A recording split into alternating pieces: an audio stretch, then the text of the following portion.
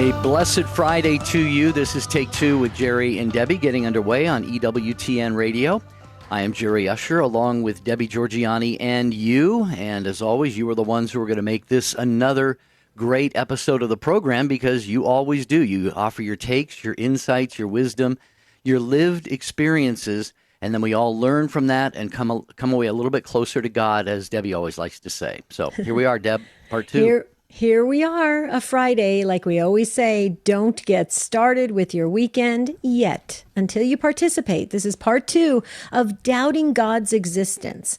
Okay, and what does that mean? What do we say about doubting God's existence? Well, if you've ever been through a traumatic experience and your first thought is, where is God in all this? You know, I mean, if you know, why would God want these horrible things to happen? Did he allow it, or did he really want this to happen? Or, you know, your mind starts going in all of these directions, and it ultimately ends up with a real sense of doubt and lack of faith and trust in God. And it can be very, very destructive to your spiritual life. We've all kind of been there in some form or another, just because life hits us really hard. So we want to hear from you. Please call in. If you were online yesterday, call in. Ryan will happily put you at the front of the line because some waited 30, 40 minutes and the clock ran out. We really need to do 2 hours on a topic like this. So that's why there's a part two. Here's the number, 833-288-3986. Okay, we had some great takes yesterday, and this is one of those shows that really, it's kind of a heart show. You know, we want to hear from your heart.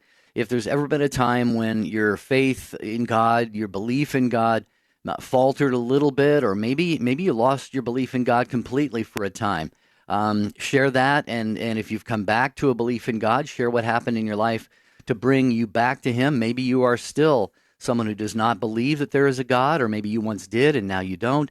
You see, we can go in a lot of different directions here, but it's your show, and you are the ones who drive it at 833-288-EWTN, 833-288-3986. Jerry, do you have the emails that have been coming in from last night and this morning? Do you have them pulled up in front of you? Because I do. Do you? I do. I think I do. If you do, fire away. Well, no, I wanted just to share, we're getting a lot of emails coming in for prayers. And I was actually listening to Johnette's show at the tail end of it, because when we change over with producers and everything, we're already connected. And Muriel from the Station of the Cross from Rochester, New York, she was asking for prayers.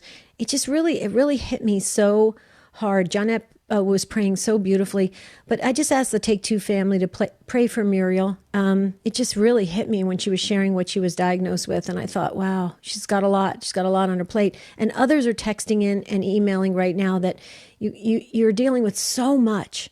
And so please know, we'll try to weave these messages in throughout this conversation, and then just know that the Take Two family's praying. I think that's why I wanted Jerry to see these emails. You see what I'm talking about, Jerry? Everybody's writing in about they really need prayers. Yeah, we get a lot of email often about a particular show right after the show airs, but we get prayer requests on a very regular basis. And if you've listened to this show for any length of time, you know that the Take Two family is a praying family. If we're nothing else, we love to take each other to the Lord in prayer. And please know that Debbie and I and the show team and everyone at EWTN has you in prayer each and every day. We aren't always able to respond immediately or personally to your emails, but we read them all, and definitely the prayer intentions go right to the top of the line. So absolutely. Yeah. And I just want to correct something. I said Muriel, she's listening on the Station of the Cross. She's from Rochester, New York. So please keep her in your prayers when you're saying your rosary, or when you go to adoration, or when you get to go to Mass this weekend. So many are back at Mass, which is great. But we do have some open phone lines right now. So please call in and share about a time in your life when you just questioned if God was really present, if God was really there. We need to hear from you. 833-288-3986. 3986. Don't wait till the last minute, folks, because we're not going to be doing a part 3 on Monday, because Monday we actually have a brand new aspect of Take Two show that I think our listeners are really going to love, Jerry. Yeah, on Monday, we're going to look at current events, news, things that are trending in the news. We're going to call it, what are we calling it, Debbie? What news has caught your eye? I think we're calling it, titling the show something like that, right? Yeah, kind of like breaking news. So, yeah. Well, should news is happening at breakneck speed. You know, there's always something new unfolding, and a lot of it not all that good. Some of it is good, but that's what we're going to talk about, and we're going to hopefully do that on a regular basis. So I've been getting a lot of text messages. As you can tell, I do have a new. I put up some new of the spiritual art that I have throughout the house. I'm going to be rotating different items, but I'm getting a lot of comments on the very unique many crosses that are behind is that my left shoulder, Jerry? My right shoulder. It would be my right shoulder. But on the screen, Anyway, you know what I mean. It's a cross it's little crosses made up into a big cross, and it is a metal item. And I have to tell you, folks, it was the last one in the store. I bought it at a home and goods store, not home goods store, but a home and goods store, and it was the last one, and it was sitting behind the counter on the ground, and the gal told me that they don't know what to do with it. I said, I'll buy it. So it's in my Isn't that cool? So I guess I can consider it kind of one of a kind. What do you think? I think it's great, and I think it's beautiful that people are emailing, texting, and commenting on that. And we certainly hope that you will do likewise here on the program. You can always email your takes on any topic, any day, take2@EWTN.com. If you'd like to communicate on the social media platforms, YouTube and Facebook, we are streaming the video live there.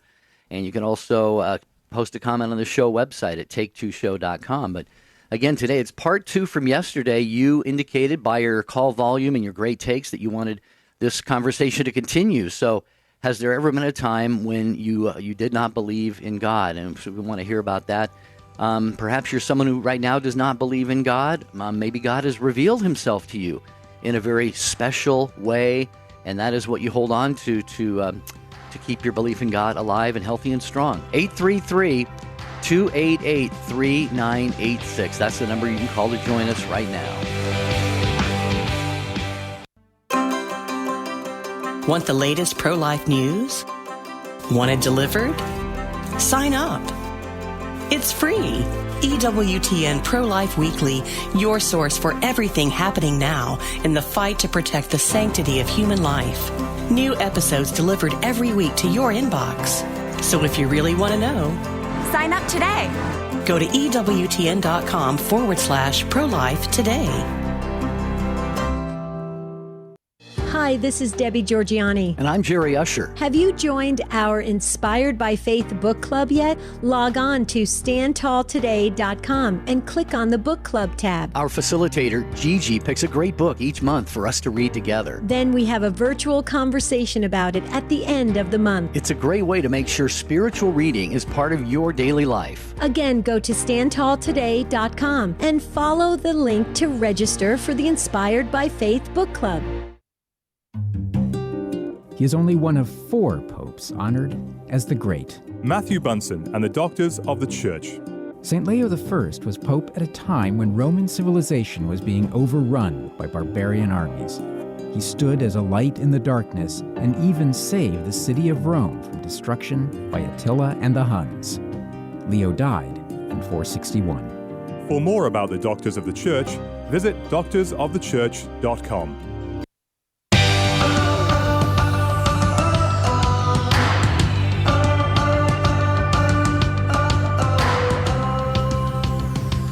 Take Two with Jerry and Debbie on EWTN Radio.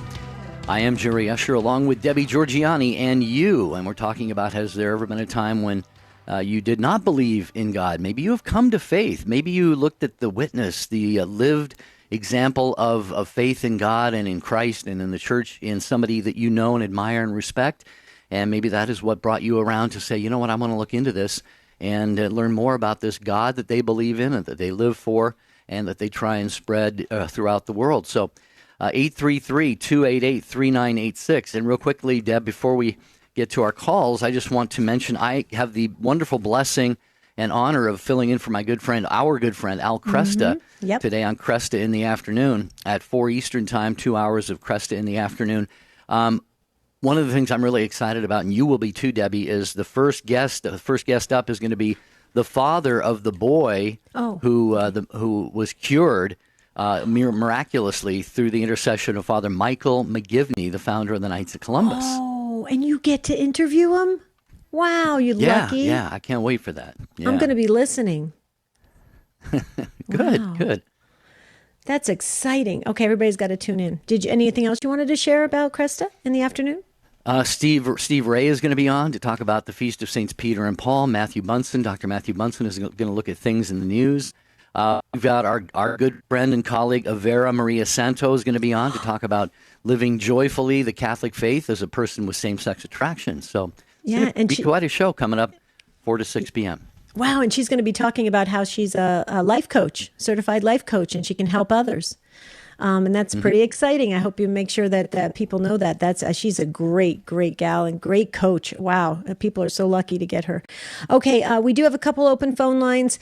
833-288-3986. That is the number to call. 833-288-3986.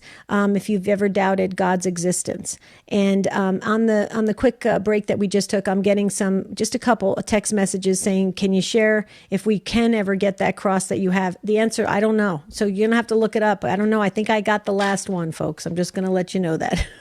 Okay, so I got to move on from that. And let's go to Andrea, who was on the phone yesterday with us from Yakima, Washington. We just simply ran out of time. And so we asked Andrea to call back. She's listening on EWTN.com. And Andrea, if you can, welcome back. If you can just rewind for our listeners, because we always get new listeners each and every day. Rewind a little bit and let's really spend some time talking about this. Welcome, Andrea. Thank you. I appreciate it. I accepted Christ into my life when I was 7, and my parents got divorced when I was 10. My father is a Catholic and encouraged me in 2017 to participate in RCIA, to accept my sacraments and fully become Catholic. It was during one of these classes in January of 2018 that I got a phone call from my mom. She had just called the police.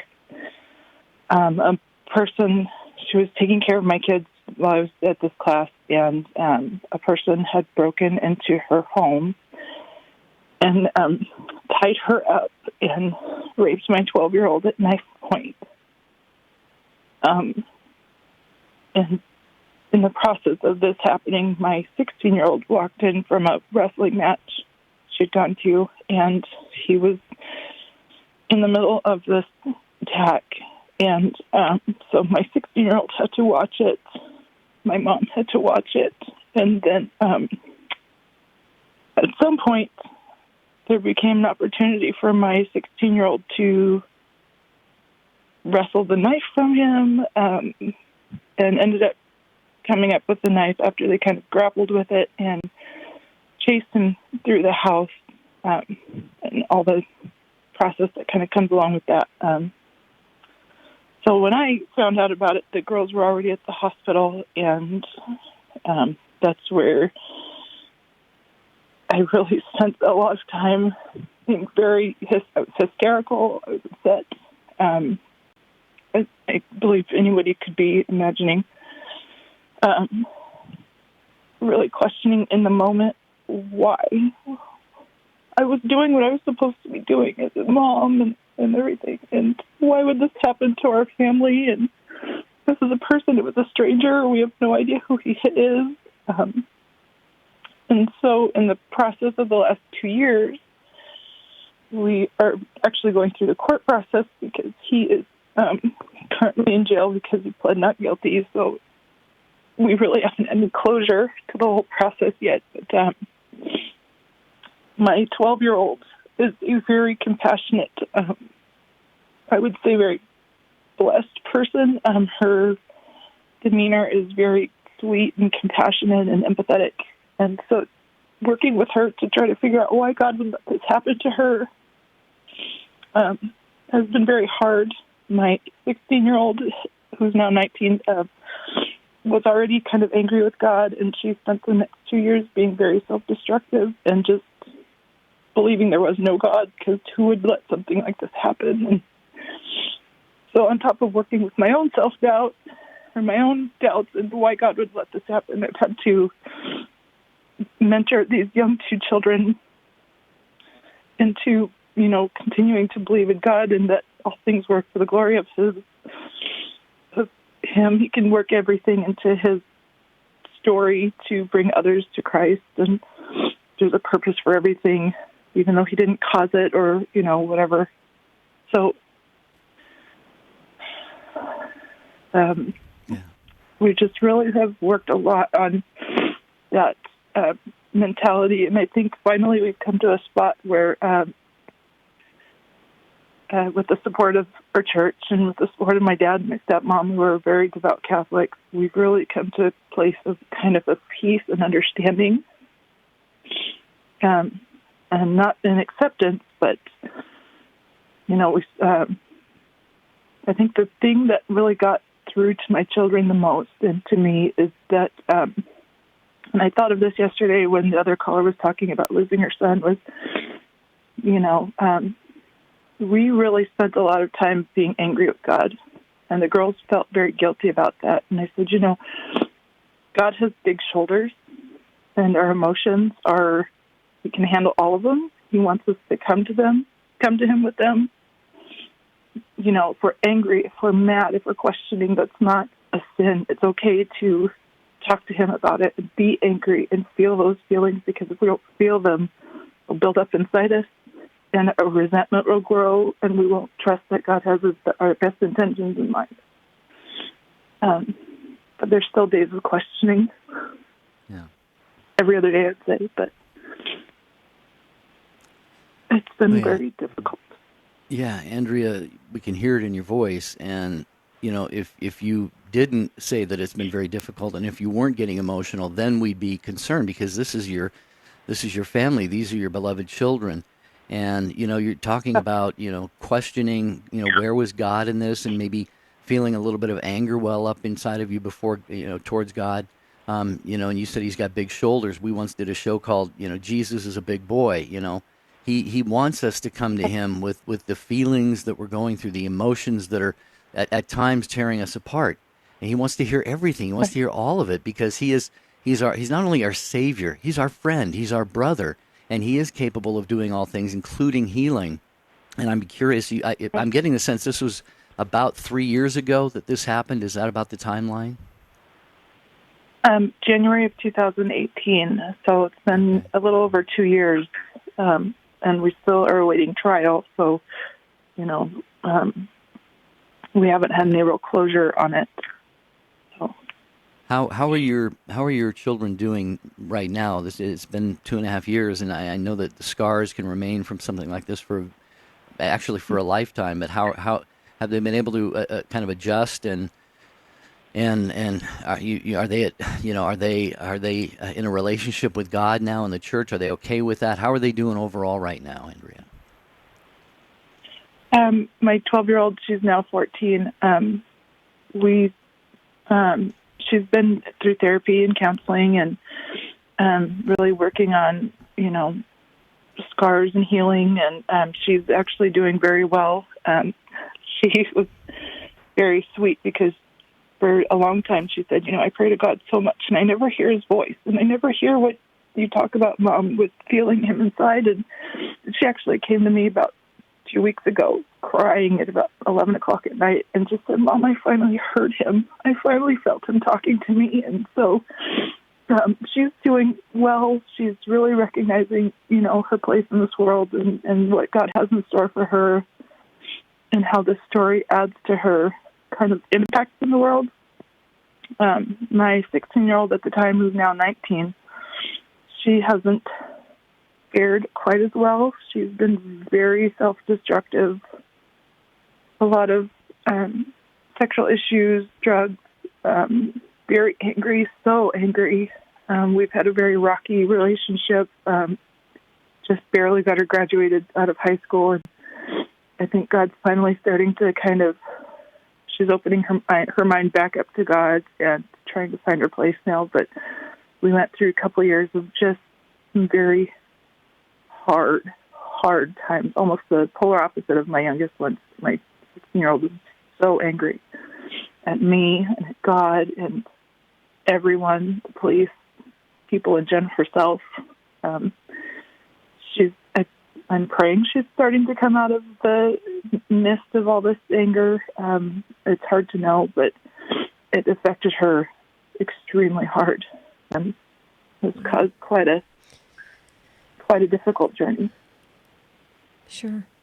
Jerry, did you have something else to share? Because I wanted to make just a couple please. Comments. Okay. Yeah, please. Andrea, there's no word. There's nothing we can say by way of words to take away anything that you and your family have been through. I mean, this is it changes people forever. It just does. And but as you were speaking, it flashed in front of my eyes. And Jerry, you'll have to help me because I cut out a little bit. I couldn't hear what you were saying, Jerry. Maybe you said it already. If you did, just jump in and tell me that you said it already.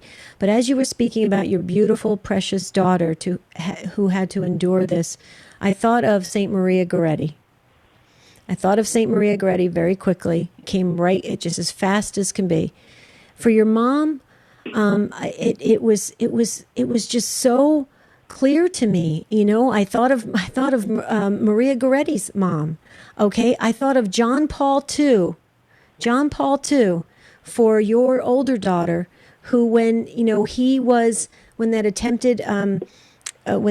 that guy attempted to assassinate him, and then he went to the prison afterwards and forgave him, and he continued to befriend him, and then he walked him to a true real repentance and conversion. John Paul II did that, even though knowing that we could have lost our Holy Father that day by this man's attempt on his life. And then I think about you. And I think, what a strong woman carrying all of this, carrying all of it. And like you said, you were doing the right thing. You were in RCIA class. You were committing your life to God. And my heart breaks for your whole entire family, but I see something, I see a tiny little glimpse, and I just want to know if you see it. I see something very huge for you, your mom, and your two girls together by way of a ministry that can not only bring healing to all four of you, but also to the world. Do you see it at all, or is it because you're right in the midst of everything still, but you're doing so many right things with going to therapy and having, talking about it and healing. But I see clearly, it's almost like I can see it, I can almost touch it. Your older daughter, I see her speaking to others. And have you thought about this? And I just pray about it, Andrea. Keep it deep in your heart and pray about it and see if the good Lord, because I see something here that this horrible situation you went through is somehow going to save potentially millions. Real quickly, have you at all, has that crossed your mind at all? I've always wondered since this started, what does this mean for us? Like, I know that God doesn't cause things to happen. Rationally, there's so much I know about these kinds of situations that, and that's one of the discussions I had with my kids about, when trying to explain why these things happen. And I talked a lot about free will, and the concept of free will was that the bonus is that we get to choose to love God. The not so bonus is that people can choose to do poor things, and those poor things that they choose affect all of us.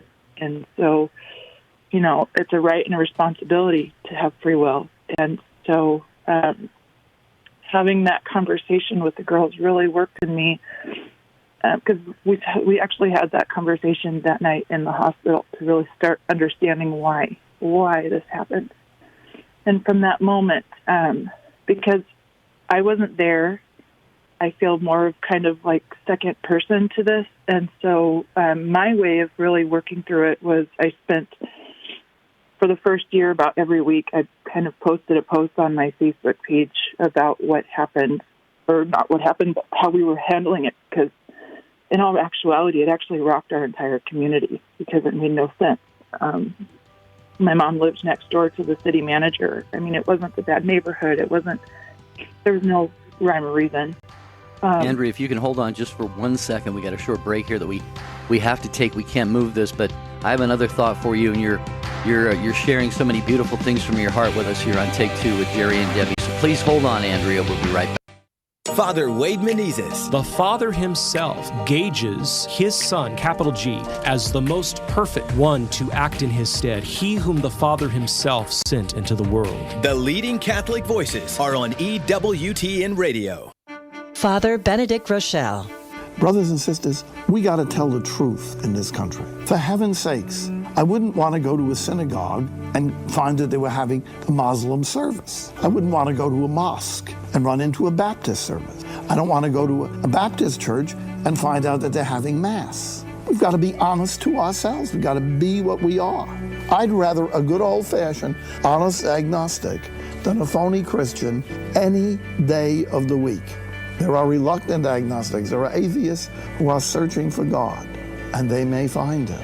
But somebody who says they're doing something in the name of God, in the name of Christ, and God and Christ have nothing to do with it, is violating this commandment. I am the Lord your God. You shall not take my name in vain. The people you know and trust are on EWTN. The wisdom of Mother Angelica. You know, I have a very hard time sometimes, and I'm so frustrated. I mean, frustrated. Somebody says, how'd you do all this, Mother? I say, I didn't. And they look at me, The Lord did. God does everything. Without me, he said, you do nothing. For more information on Mother Angelica, visit Religious Catalog at EWTNRC.com. I'm Gloria Purvis. I'm Monsignor Charles Pope. And I'm Deacon Harold. The Morning Glory team discusses the 4 disciplines of discipleship. Monday morning, 7 Eastern. Now back to Take Two with Jerry and Debbie.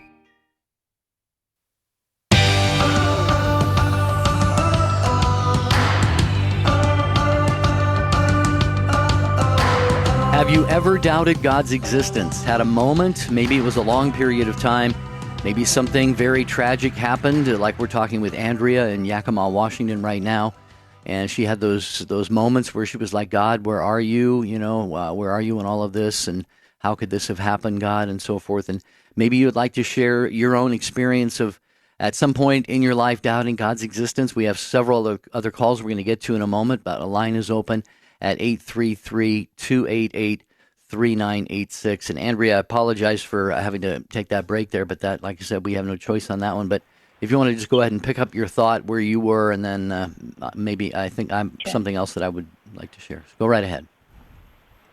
Sure. No, I just wanted to say that in the process of putting out those, I wouldn't write unless I felt compelled in my heart to write. Like I knew God had a word maybe for others. And what I found in that process was that it helped other people to work through what had happened and really almost learn how to handle these kinds of unexpected traumas in a way that I didn't realize, because it was for me that I was writing. And then working with my children, they would read these and say, man, Mom, I just, I didn't know that I could say those things or whatever and still be considered a Christian or have those thoughts like anger and whatever. And so I do think that God is using it. I don't know how. I have no clue what he would want from it, but I know my 2 children are taking on 2 different paths of handling it. One is handling it very tragically and one is handling it very beautifully, but it's their path and it's their story, and I'm hoping that good will come of it by helping others to work through it or prevent it, or I don't know. There's so much. Yeah. Of it.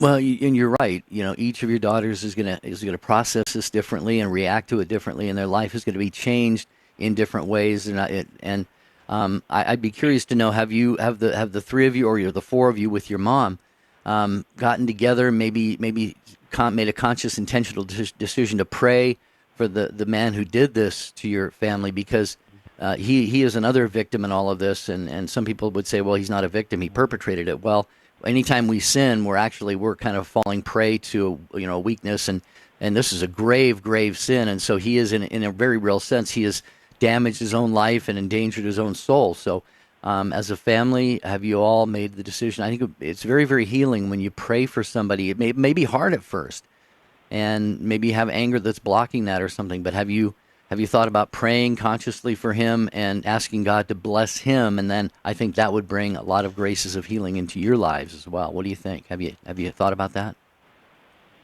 I've thought about it. My children are not mentally prepared for that. They're not there yet. And I know that at some point they need to come to that, but at this point, because we haven't had any closure yet, from the legal standpoint, I just couldn't. I mean, they're still being traumatized. My daughters still have nightmares and things. I know that that's what God's calling us to do, but I think afterwards. And as far as my mom goes, really the biggest trauma and tragedy that's come from this is my mom and I don't have a close relationship anymore. And it's not because of this. I mean, certainly it's not something she caused, nor was it her fault or anything of that matter. But I think we'd already had some faults in our relationship, and I think because of this, it couldn't handle the strain. So she and I actually don't really talk anymore. Oh. Well, and Andrea, let me, if I may jump in here real quickly. One other thing is this, everything is in time when you're ready to handle it. Some people they can do things right away. Some it takes a lifetime. Some they never get to it, and God understands all of that. But one thing I read one time, and I really found tremendous comfort in it, and that is that you can always find something that happened in your life that happened in the saints' lives. And so here's just an idea. I'll just throw it out there. Maybe during a time when you and the girls are together, reading different lives of saints, all different. Saint Maria Goretti. I would definitely ask Saint Maria Goretti to step in and help. I would definitely Saint Therese of Lisieux. I would ask her to help. Padre Pio, ask him to help. I mean, read the lives of the saints. Maybe. When you get it, in addition to all the other therapy and healing and programs and things that you're doing and you're doing it so beautifully, we're going to pray. What we're going to do as a family, Take Two family, is we're going to pray for your mom, you, and the girls. Absolutely, we're going to pray for your whole entire family. Okay, and we're also going to add this very wounded soul, this troubled soul that is headed for a bad place if we don't pray. So we'll take care of that, okay? But if you could read the lives of the saints, but read the lives of the saints, what really happened to them. Not the glossed over version where everybody reads, oh, isn't this great? They're all in heaven, singing praises to God. Read their stories of their lives. And I really believe I've read this, and it helped me when I went through a traumatic time in my life. They said, when you can identify with others that they have been through it, it tends to start to make sense. We're never going to make sense completely here. Never. Okay? Because when we get to heaven, we'll see the big plan. But it makes sense that it didn't just happen to me. And then I feel like, oh, what did I do wrong? Or where was God in all this? You see what I'm saying? So I would circle these saints that have very interesting lives and circle them all around you and the girls. And let's see what happens, because these saints are active. Is it maybe down the road? Do you think that's something you could possibly incorporate? I'm willing to do anything to make my girls' hearts feel better. Yeah. Yeah, absolutely. Absolutely. I know and it's not even I was told this before because I actually have a friend whose daughter was raped, and her daughter is very close to Saint Maria Goretti now. I mean, super close, to the point where she sees signs of Saint Maria Goretti and all sorts of things. I mean, it's really amazing. So it's amazing how the saints are there to help us. They're able, willing, and they're ready. We just have to let them into our lives. Same with the guardian angels, exact same.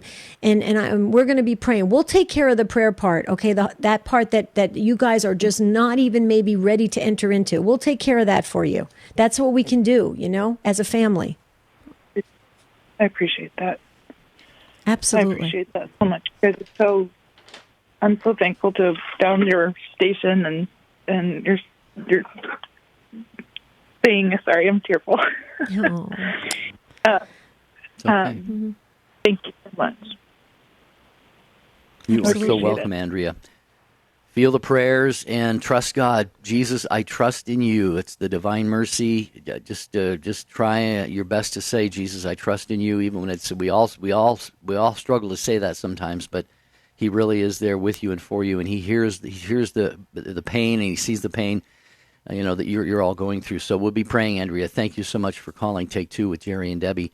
Have you ever doubted the existence of God? Is our topic today. We're going to go to Parksburg, West Virginia. Frank, listening on WOUX 105.3 FM. Hi, Frank. Welcome to Take Two. Yeah, I first want to thank you both of you for your program. It's really helpful. Thank you. In relation to God's existence, the thing that I cannot understand, the mindset of an atheist, that the problem I have there is, just looking at the human body, how complex that is. That cannot just happen. And I can't understand, like I say, is the atheist view. And also in relation to the woman you just were talking to, one of the best cures that I know is called forgiveness.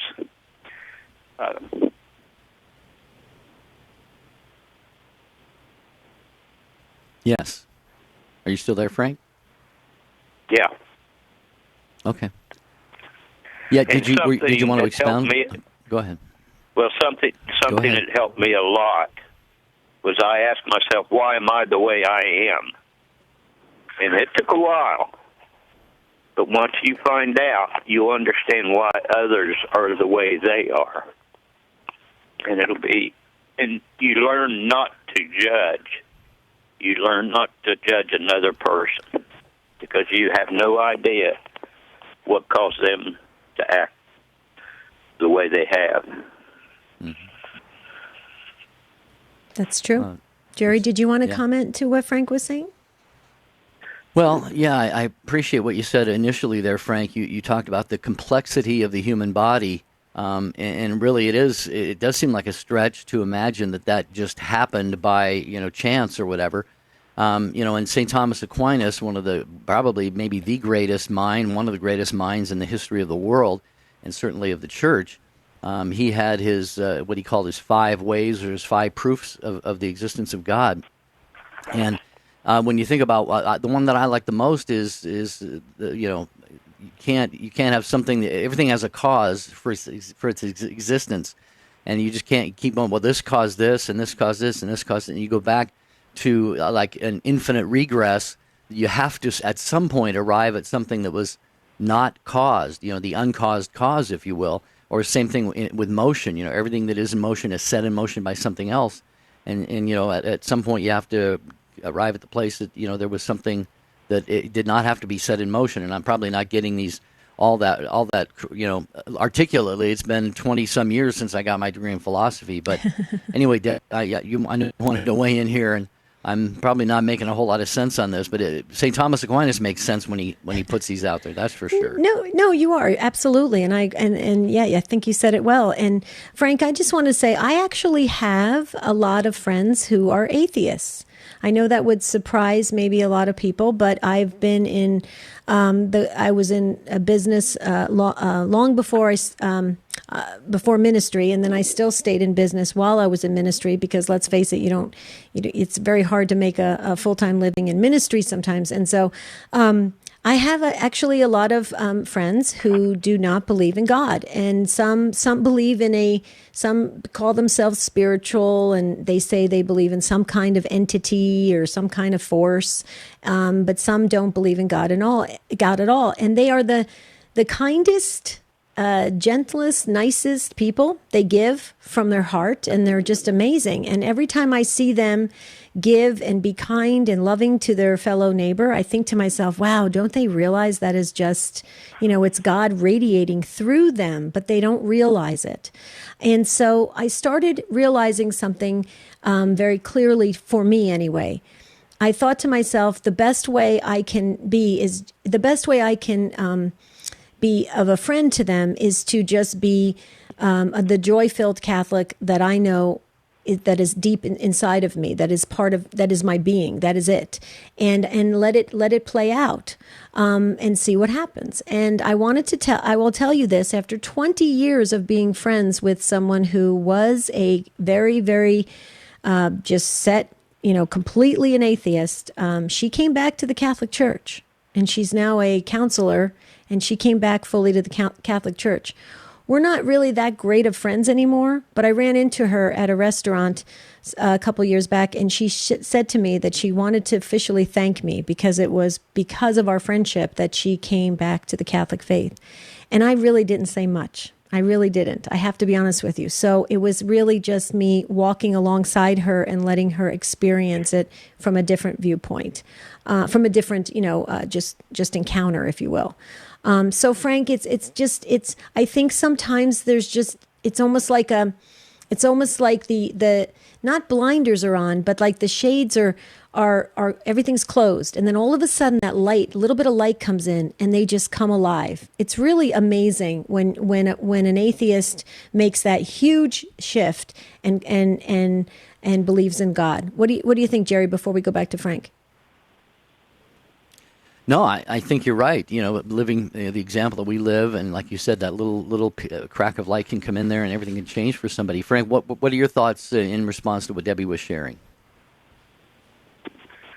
Well, I agree with her and all that. There's one thing I wanted to say too. When you ask yourself why you are the way you are, do not blame anyone, even yourself. Look for the cause. And this has really helped me a lot in understanding other people, why things happen the way they happen. Mm-hmm. I have realized I have put my life in the hands of my Creator. Mm-hmm. Mm-hmm. But, right. The forgiveness. Right. I believe, Terry, you mentioned that is very important. Mm-hmm. Well, and it's interesting. The forgiveness is true because my friend that I was referring to, she went through a lot as a child, a lot. But yeah, she could write a book, maybe a couple books. And so, yeah, there was a lot she had to walk through. And so I think being an atheist was somehow comfortable for her. But then, when she let that little bit of light in, she realized she was missing out. She was missing out on a lot more, and then she just started to absorb it. It was really beautiful.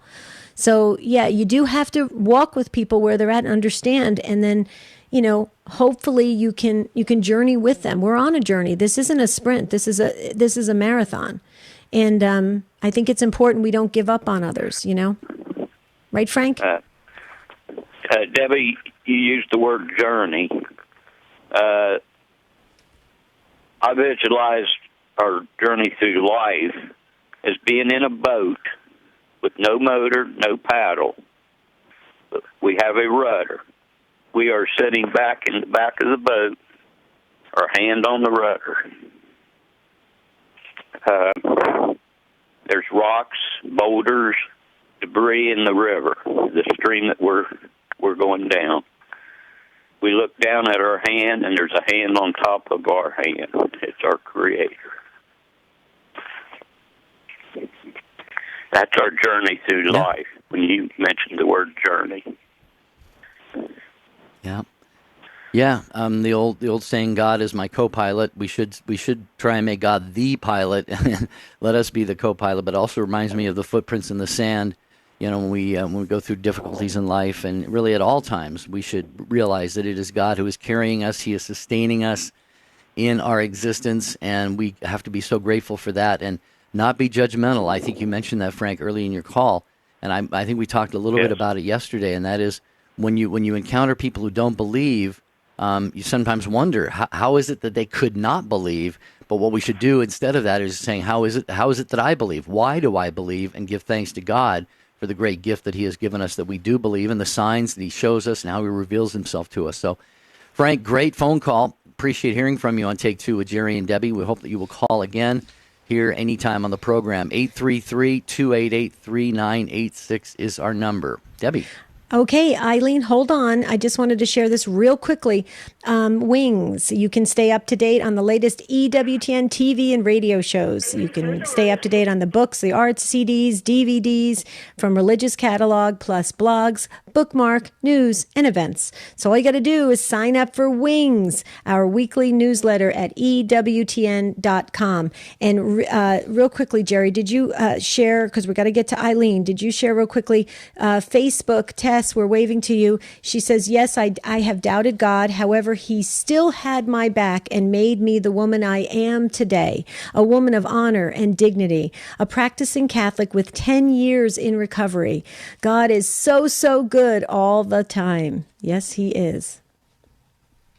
Indeed. Okay. Okay, now let's go to Eileen, who is in Buffalo, New York, listening on the Station of the Cross, and a first-time caller to Take Two with Jerry and Debbie. Hi, Eileen. Good to have you with us. How are you? Very well, thank you. Thanks for having me. I am a member of... Can you hear me? We can. Hello? Oh, great. We can hear you. Go right ahead. Yep. Terrific. I'm a member of the Ladies of Charity through Catholic Charities in Buffalo, New York. And we have our organization helps out.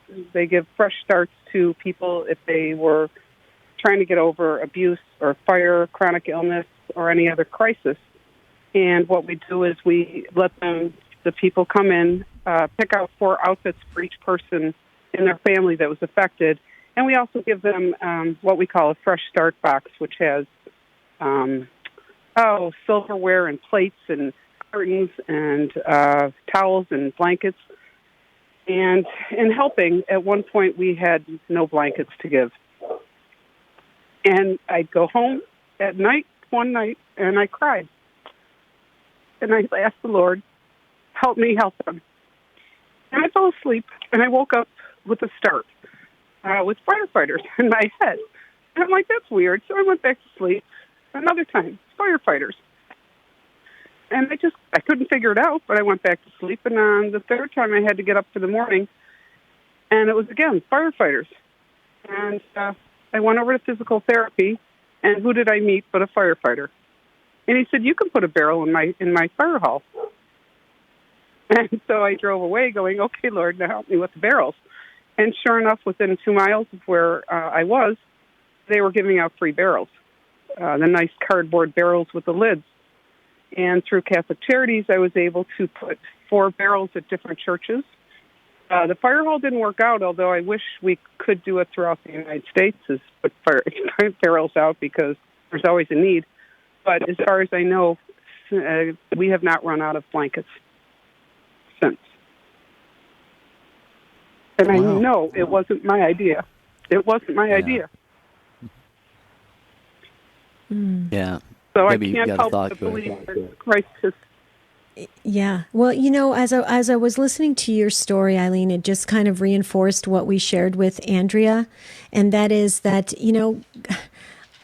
the heavenly realm, the angels, the saints, our God, the Blessed Mother, they're all standing by, ready, willing, and able to assist us through other people or through miraculous things that happen. They're there. And that's the beauty of why we believe, because we believe in the things we can't see, but yet they manifest in miraculous ways in what we do for the glory and for the glory of and honor of God. It is a beautiful chemistry that happens, and it forms into a tapestry that we will only get to see the full picture when we get to the other side. And so I beg others, please, listen to Eileen's story. Listen to what Andrea's been through and what Frank was talking about in yesterday's show and all the messages we have coming in.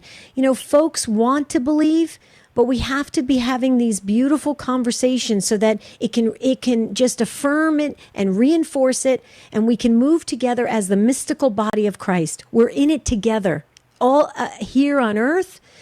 Those souls in purgatory that are praying for us, we should be praying for them. Remember that, and then all of heaven. All of heaven. So I just say, you know, wow. When I hear your story, I'm thinking, wow, we have a great, great God, right? Oh, we sure do.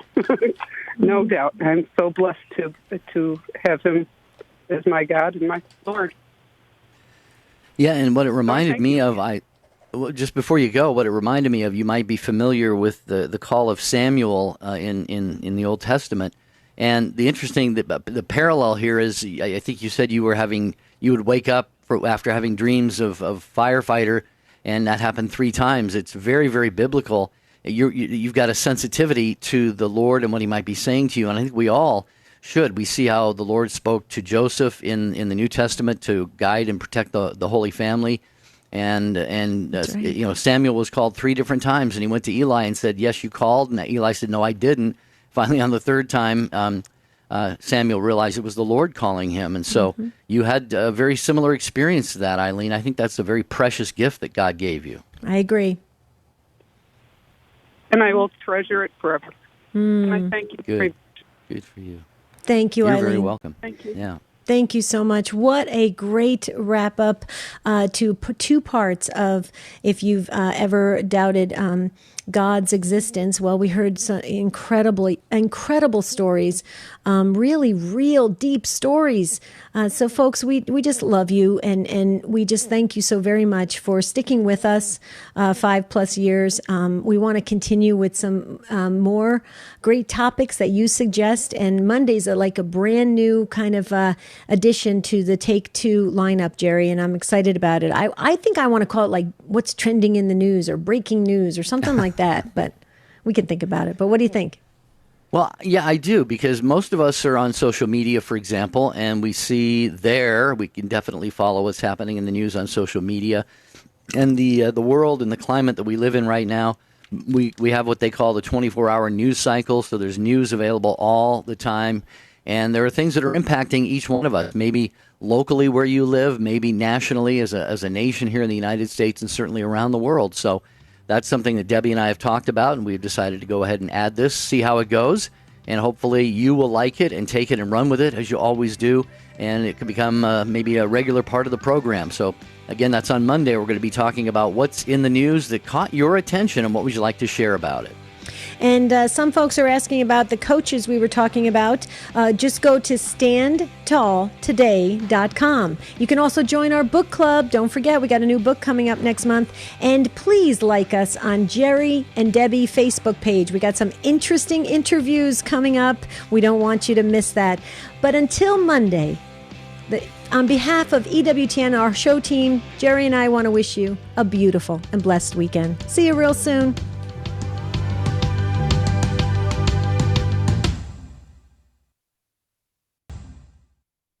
Dr. Ray Guarendi, making a commitment to the wives. When the show's on, put the radio under your husband's pillow. The percentage of yes dears will rise. The doctor is in next.